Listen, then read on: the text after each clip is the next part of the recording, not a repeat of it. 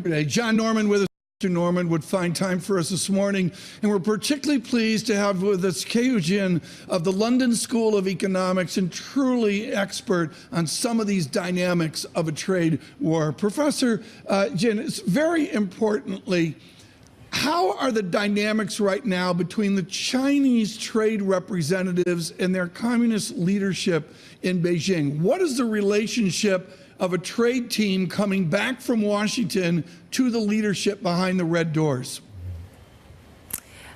You've pointed out a very important question, which is there is a potential divergence, discrepancy between the Chinese leadership at the political level and the Chinese policymakers and what they think about opening up the Chinese markets. And what we're seeing is possibly also reflection that there has been some pushback of the Chinese leadership on what China is really willing to do to open up its markets. Well, what are they willing to do to open up their markets? Isn't their number one to do to just wait out this mercantilism? You know, funnily enough, China has been doing lots and lots of this, much more at a more intense level, and lots of developing countries are doing exactly the same thing 10 years ago, 15 years ago. The thing that has changed is the big China shock. China has just gotten too big. There are a lot of problems with the WTO in terms of fairness, and developing countries should not be overly restrained in, you know, what they're able to do. But right now, China is just too big. That's the essential problem. John, from a market's point of view, and then I want to go back to Professor Jin about what China can do or cannot do in these negotiations. But from a market, 10 days ago, the Trump administration said these talks were constructive, and then they all unraveled. How difficult is it to trade on the back of some of the signals that we were sent? It's extremely difficult because the president is not consistent with his rhetoric. He's not consistent with his reaction function. It makes it extremely tough to think about what the next move in U.S. policy is going to be and how to price that into markets. Professor Jin, when you look at the differences, right, on how U.S. and China are far apart, can they quickly, come together to at least have a kind of semblant of a deal, or is this going to be here for, 5 months, 6 months to a year? I think the main problem is that it's going to be very hard to come to a middle ground because we're not really talking about specific trade practice, in essence. We're really talking about the Chinese development model, even Chinese aspirations, how the Chinese want to pursue the industrial policies, how they want to do selective opening up. They think it's national determination, but there's now a conflict with over and hyper-globalization. So on those issues, it's going to be really difficult for both sides. John Norman, let me ask you the money question this morning that I'm sure you're going to get from clients worldwide at J.P. Morgan. What's the left tail look like right now? I mean, what are the instabilities coming off all this trade news? So in terms of the macroeconomy, I think the left tail risk is that we start to see recession-like levels on some of the big indicators that are affected by tariffs. These are things like global manufacturing, PMI indices, CapEx, and eventually corporate profits.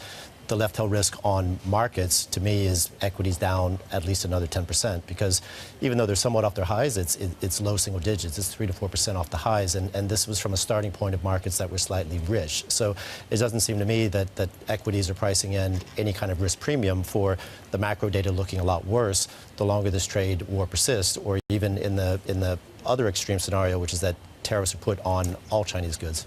All right, thank you both. John Norman there of J.P. Morgan, Keyu Jin, London School of Economics professor. Both stay with us. Now, coming up next, we hear from Cecilia Malmström, the EU Trade Commissioner, about the EU possibly retaliating if the U.S. put pressure on them. We'll go to that interview. That's, of course, the EU Trade Commissioner, Cecilia Malmström. This is Bloomberg.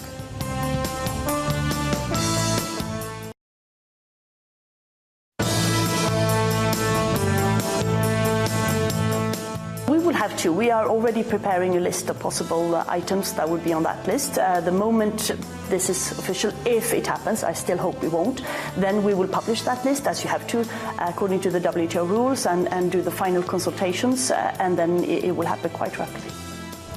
Will this be front and center in about 1 week? Cecilia Malmström, caller the Lighthizer of the European Union, for those of you in early morning America. John Norman with us with J.P. Morgan, and Keyu Jin is with us as well with the London School of Economics. Keyu, how do you link in and how do you triangulate the United States, China, over to the trade headaches of the EU? Given the rising tension between U.S. and China, it's going to be more important for Europe and China to, promote this still open stance and turn away from protectionism. So that would be in the interest of China to create more opportunities to link with the rest of Europe. John, the data that we see in Europe, you mentioned recession earlier. I'm looking at lower U.S. 2-year. I'm looking at Deutsche Bank rolling over. I don't need you to comment on Deutsche Bank, but the economic slowdown within these trade negotiations is really paramount. I mean, it's tangible, isn't it? It absolutely is in the data, because the best one could say about the indicators affected by trade is they were just starting to stabilize this spring, and the hope was that they would lift in the second half of the year, maybe because the president had even suggested he could roll back tariffs on China. Now that he's not only upped them on China, but we still have this unfinished business around Europe, I don't see how these industrial stroke manufacturing indicators are going to revive, and I think they're actually going to move lower. Keyu, by actually upping tariffs, right? So not saying, look, we'll see how negotiations go, but the U.S. by upping tariffs, are they forcing China to retaliate, and how strongly will China retaliate? Well, the Chinese will have to retaliate in some form, even if it's not perfectly symmetric.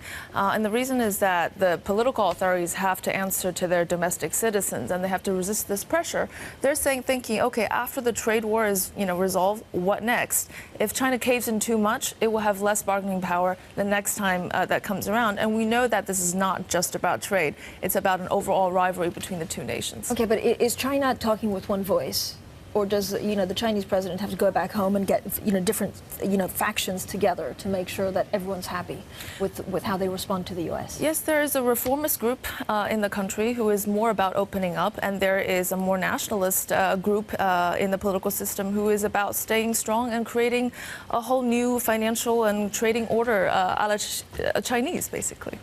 John Norman, is there an opportunity here within all this international relations, this fracturing of maybe to be kind the Washington consensus? Is there a J.P. Morgan market opportunity to come out of this later this year? If you want to put an incredibly optimistic spin on it, you could probably argue that Trump's techniques might result in lower trade barriers eventually. I think the problem is that the cost of achieving lower trade barriers by initiating the negotiation process with tariffs is that by the time you get that positive outcome, if you get it, you'll be at a much weaker level of the global economy and market. So you have to kind of question whether this is the optimal strategy. I don't think it is. I think it's too aggressive with the penalty before the negotiations can really have a chance to show benefits. John, what does this trade war actually mean for the Fed? So is this stagflationary, and therefore do they just stay as it is? Does it increase significantly the chances of a recession in 2020 in the U.S.?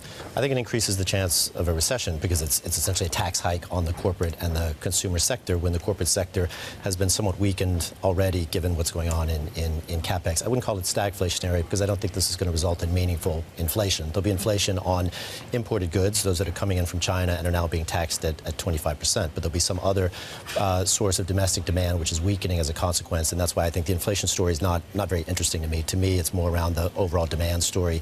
That gives you recessionary risks, and since the Fed has already said it's very mindful of what's going on in the international context, it does give you higher odds of cuts, but not quickly, because they still need to get through this policy review in June. And what does it mean for PBOC? I mean, are they there to kind of make sure that the economy doesn't suffer too much, or there's no too wild swings? Absolutely. There's deleveraging that's going on at the same time in China. There's general uncertainty. It's not just about uncertainty about trade, but general policy uncertainty. What is the future of the private sector?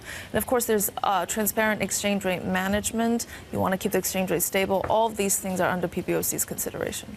Professor, thank you so much. Greatly appreciate your attendance on this important Monday.